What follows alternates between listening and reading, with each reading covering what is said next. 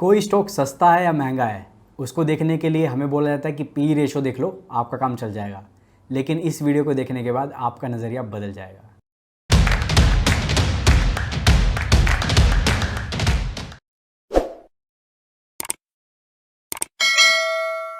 नमस्कार दोस्तों, स्वागत है आपका अपने चैनल इन्वेस्टर में।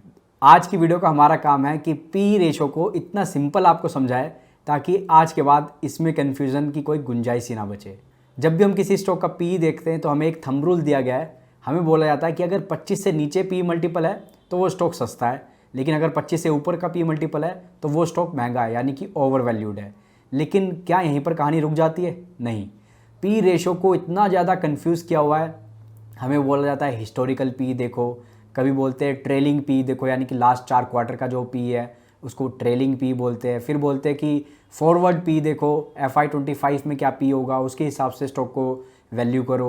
साथ ही हमें दिखते हैं high P stocks, low P stocks, no P stocks. Yes, जिन कंपनियों में अर्निंग बिल्कुल ज़ीरो होती है वहाँ पर आपको पी दिखेगा ही नहीं। पी की जगह पे डैश, आपको किसी भी अगर स्क्रीनर को आप यूज़ करें तो वहाँ पर डैश दिखेगा, कोई पी कंपनी का नहीं होगा, क्योंकि जब अर्निंग ही ज़ीरो है और अगर डिनोमिनेटर ज़ीरो है तो फिर पी इनफाइनाइट हो जाता है। तो सबसे पहले हम समझ लेते हैं पी रेशो होता क्या है। तो price divide by earning per share, EPS से अगर कंपनी के स्टॉक प्राइस को डिवाइड कर देते हैं तो पी आता है। इसका सिंपली ये मतलब होता है कि 1 रुपये अर्न करने के लिए आप कंपनी को कितने रुपए देने को तैयार हो। यानी कि अगर किसी कंपनी का पी मल्टीपल 25 का है तो वो कंपनी 1 रुपये कमाए, इसके लिए आप उसको 25 रुपये देने को तैयार हो।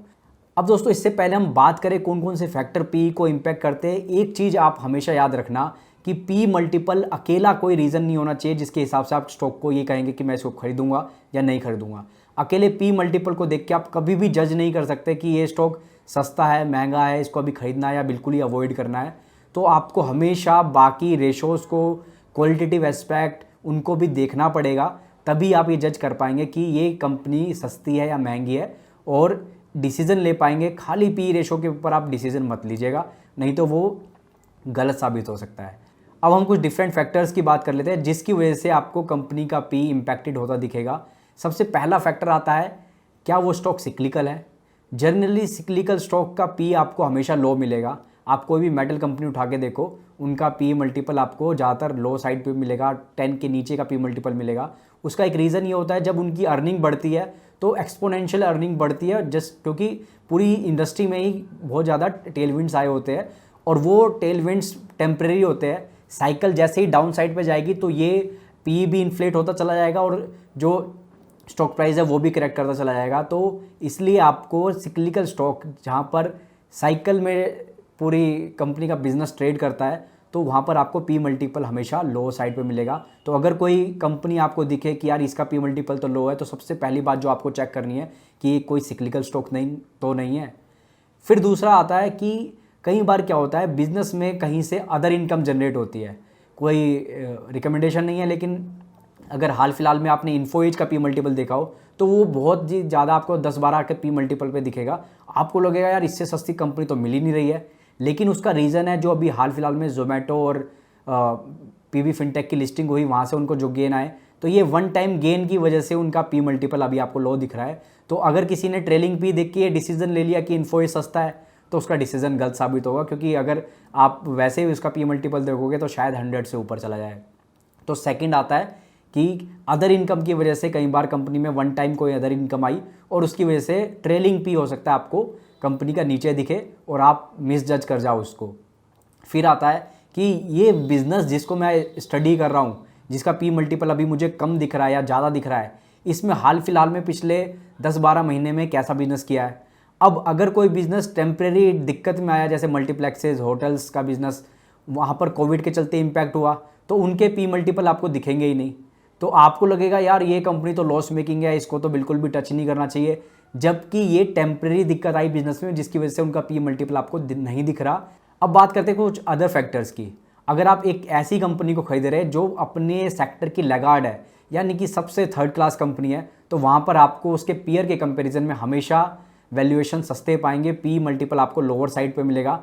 तो आपको क्या लगेगा, यार ये लो पी वाली कंपनी, इसको खरीद लेते हैं। लेकिन मार्केट को भी पता है कि जो इसके कंपटीटर को हाई पी दिया जा रहा है वो किस वजह से दिया जा रहा है, इसलिए लैगार्ड को हमेशा लो पी मिलता है। उसके खुद की बिजनेस में जो उसकी दिक्कतें हैं उसकी वजह से कई बार हमें लो पी स्टॉक्स मिलते हैं और हमें ये पता नहीं होता कि इस बिजनेस में, इस कंपनी में कॉर्पोरेट गवर्नेंस इशू है, और कॉर्पोरेट गवर्नेंस इशू के चलते वो कंपनी मार्केट में कोई भी उसके स्टॉक को खरीदना नहीं चाहता और इसलिए लो पी पे रहता है, वहाँ पर पी रीरेट होता ही नहीं है उस कंपनी का। तो अगर आप कॉर्पोरेट गवर्नेंस को इग्नोर कर रहे हो कि मार्केट में ये लोगों को पता है कि इसके मैनेजमेंट, इसके प्रमोटर चोर है, इसलिए उसका पी मल्टीपल लोअर है, लेकिन ये बात आपको नहीं पता और उसके चलते आपने उसको खरीद लिया, तो भी आप दिक्कत में आ सकते हो। अब कुछ ऐसी कंपनियां हो सकती है जहां पर डिसरप्शन बहुत स्पीड से चल रहा है और आगे आने वाले सालों में उनका एग्जिस्टेंस ही नहीं रहेगा, तो वहां पर भी मार्केट उनको कभी भी हाई पी नहीं देगा और वो हमेशा आपको लो पी में मिलेंगे। साथ ही अगर मार्केट को ये पता है कि इस इंडस्ट्री में तो ग्रोथ ही नहीं है, इसकी फ्यूचर अर्निंग के बिल्कुल भी स्टेबिलिटी नहीं है और बहुत लोअर अर्निंग रहने वाली है, तब भी मार्केट उसको कभी भी हाई पी नहीं देगा। अगर ग्रोथ की एक्सपेक्टेशन बहुत हाई है तो हमेशा आपको उन कंपनियों का पी भी हाई मिलेगा। एग्जांपल के तौर पे आप डीमार्ट का पी देख सकते हो, क्योंकि उनकी मार्केट की एक्सपेक्टेशन ही है कि ये कंपनी अभी भी 30-40% से ग्रो कर सकती है। कई बार आपको माइक्रो कैप, पेनी स्टॉक मिल जाएंगे जिनका पी मल्टीपल 20 का, 25 का, 15 का पी मल्टीपल होगा। उसका जो रीज़न है सबसे बड़ा है कि ये क्या बिजनेस सस्टेन भी कर पाएंगे कि नहीं। मार्केट को डाउट है उनकी सस्टेनेबिलिटी पे, उनका कोई प्रूवन ट्रैक रिकॉर्ड नहीं है कि पीछे पास्ट में 20% से लगातार कंपनी ग्रो करती आ रही है, क्योंकि अगर पास्ट में लगातार ग्रो करती आएगी तो ऑटोमेटिकली वो माइक्रो कैप तो रहेंगे नहीं, या तो वो स्मॉल कैप बन चुके होंगे या मिड कैप बन चुके होंगे। लेकिन प्रूवन ट्रैक रिकॉर्ड ना होने की वजह से उनको अभी अपने आप को प्रूव करना है उन कंपनियों को, इसलिए वो कंपनी आपको लोअर पी में दिख रही है, जहाँ पर रिस्क बहुत ज़्यादा होता है, एक्सट्रीम रिस्क होता है माइक्रो कैप में, just because of proven track record नहीं होता। और लो पी के चक्कर में आपको लगता है ये 20 रुपये का स्टॉक मिल रहा है, 50 करोड़ का मार्केट कैप है, ये तो बहुत सस्ती कंपनी है, अगर ये 5,000 करोड़ हो गई तो मेरा तो 100 गुना पैसा बन जाएगा, मेरे पास तो 100 बैगर बन जाएगा। लेकिन और आपको दिखता है पी मल्टीपल भी 15 का है, तो वहाँ पर रिस्क भी बहुत ज़्यादा होता है। और अगर 100 कंपनी आप ऐसी खरीदोगे तो 95 कंपनी हो सकती है उसमें से फेल हो जाए। तो ये सब रीज़न मैंने आपको बताया ताकि आप डिसीजन ले सको, खाली पी मल्टीपल देख के कि हाई पी मल्टीपल है, लो पी मल्टीपल है या नो पी मल्टीपल है, उसके बेस पे आप डिसीजन आन लो। और अगर आपको कोई ऐसी कंपनी मिलती है जो कि रीजनेबल पी में, और जो ये फैक्ट्स मैंने आपसे अभी शेयर करे हैं वो भी कुछ ज़्यादा दिखते नहीं है, सब चीज़ें ठीक दिख रही है, ना कोई कॉर्पोरेट गवर्नेंस का इशू है, मार्केट लीडर कंपनी आपको मिल रही है, तो हो सकता है आप किसी हिडन जैम पे बैठे हो, तो फिर उसको आपको और डीप में रिसर्च करके, और अगर आपका मन है तो इन्वेस्ट करना चाहिए, उसमें पैसा लगाना चाहिए, ताकि लोगों को उसके बारे में पता चले, इससे पहले आप इन्वेस्ट करो, तभी फिर आपके मल्टीबैगर रिटर्न बनेंगे। तो आज की वीडियो में दोस्तों इतना ही। वीडियो अच्छी लगी हो तो लाइक कीजिएगा। ये सीरीज़ हमारी चलती जा रही है, 13th वीडियो थी, और अब देख लेते हैं कल की वीडियो के नीचे जिन्होंने कमेंट किए थे उसमें लकी विनर कौन बना है।